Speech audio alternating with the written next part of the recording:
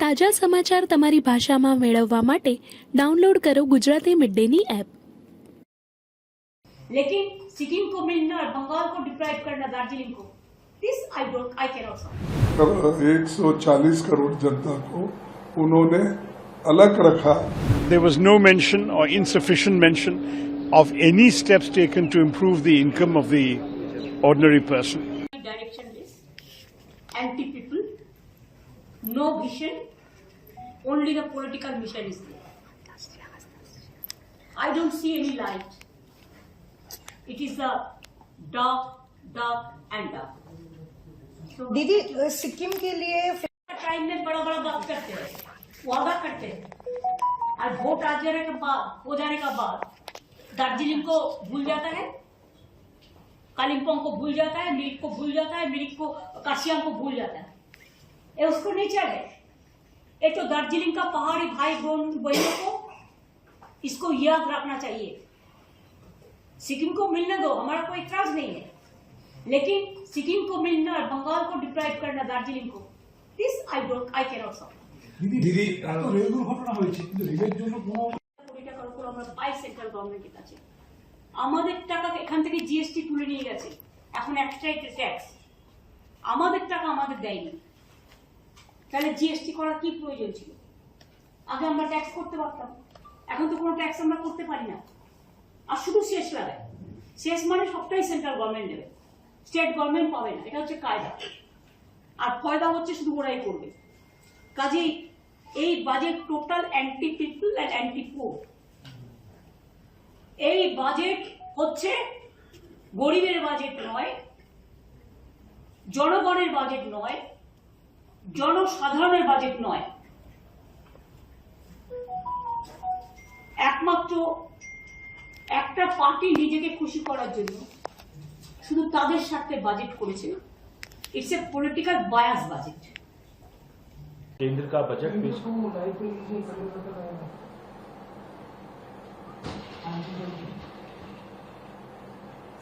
Sir budget पेश किया गया है। सर क्या कहेंगे आप, बजट को किस तरीके से देखते हैं?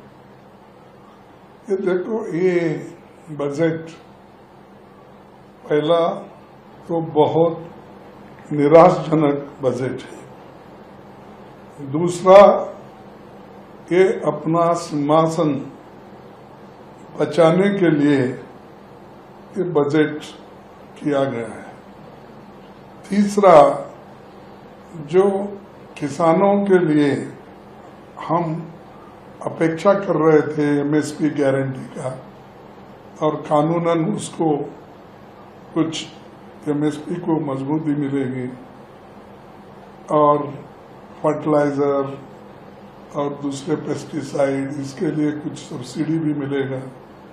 ये सारी चीजें हमने एक्सपेक्ट किया था, वो भी इसमें नहीं है। और इतने हादसे रेलवे में हो रहे हैं, वो रेलवे का तो ऐसा हो गया ना इधर का ना उधर का।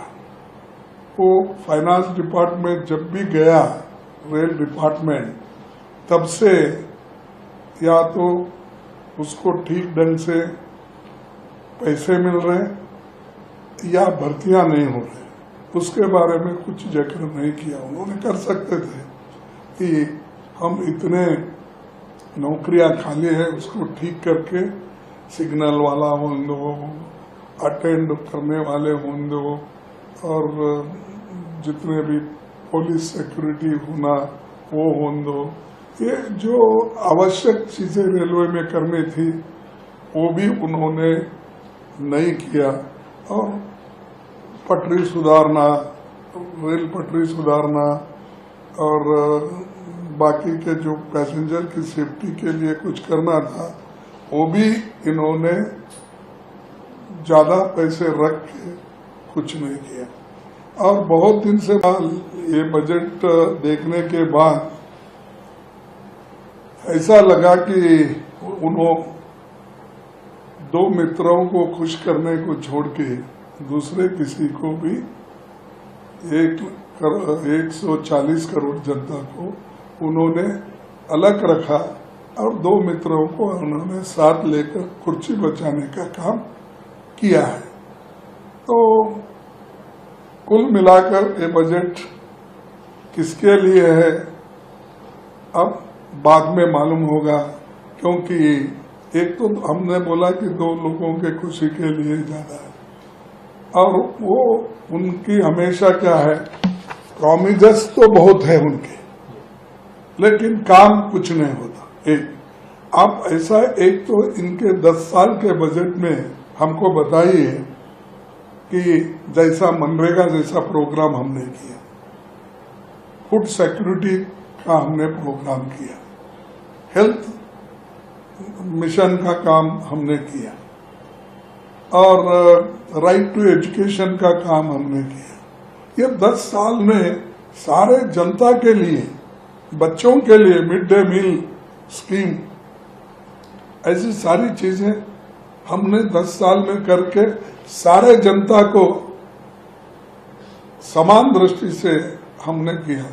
आप ऐसा बताओ, आप किसको लास्ट टाइम इन्होंने करोड़ों मकान बनाने का आश्वासन दिया, आवास बना, उसमें अभी भी 50% भी नहीं हुआ, और आगे अब बनाने का आश्वासन तो दिए हैं, तो जब छत मिलेगा तभी लोग याद करेंगे उनको। अब फिलहाल तो वो शायद मैं तो समझूंगा कि वो जो भाषण करते हैं, और मोदी जी पहले की गारंटी तो कुछ नहीं दिए, तो अब इसमें अपनी गारंटी की बात नहीं की है उन्होंने इलेक्शन में। देखिए, जब तक किसान और नौजवानों के पक्की नौकरी का इंतजाम नहीं होगा, तब तक कोई बड़ा लाभ नहीं पहुंचेगा जनता को।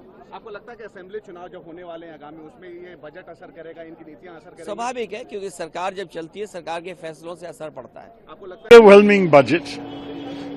I didn't hear anything about the key issues facing the common people of our country. There was no mention of Manrega. There was no mention or insufficient mention of any steps taken to improve the income of the ordinary person.